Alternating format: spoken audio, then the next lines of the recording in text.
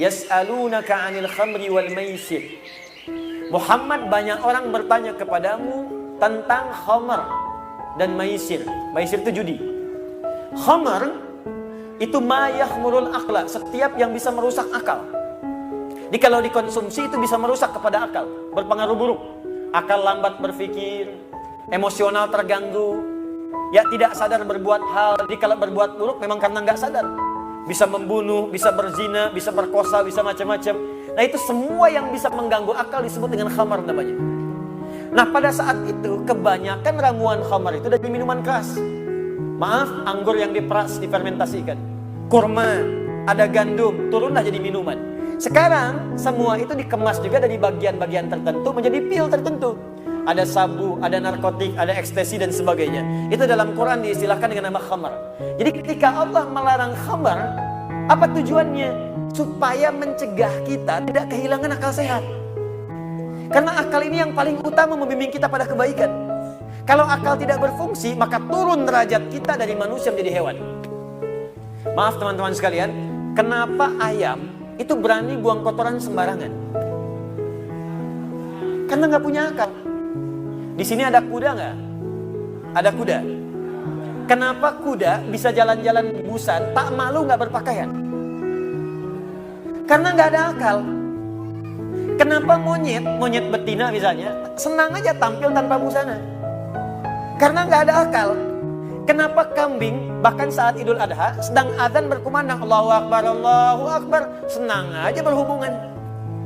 Karena nggak ada akal. Kalau akal sudah hilang, maka perbuatan buruk tidak ada kontrol untuk mengerjakannya.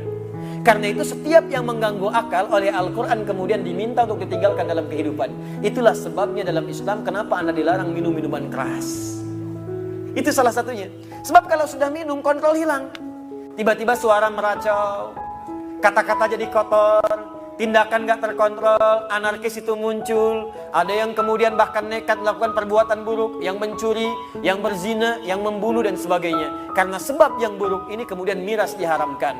Yang pertama kali minta kepada Nabi supaya Allah menurunkan larangan miras santika, ingat, bukan Bang Haji Oma.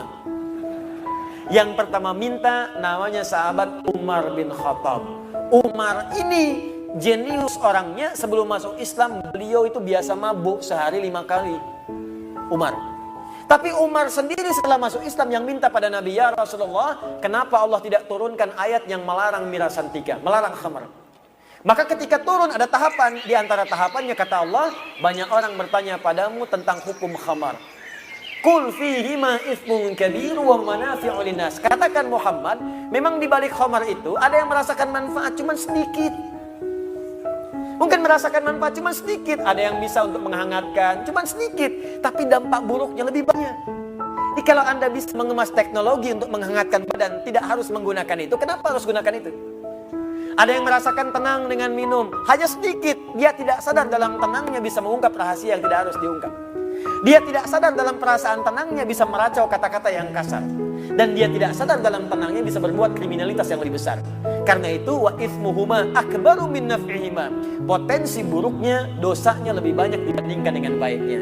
Karena itulah turunlah kemudian sebagai pamungkas Quran surah kelima Al-Maidah ayat 90 sampai 91. Paling kanan sebelah atas di mushaf.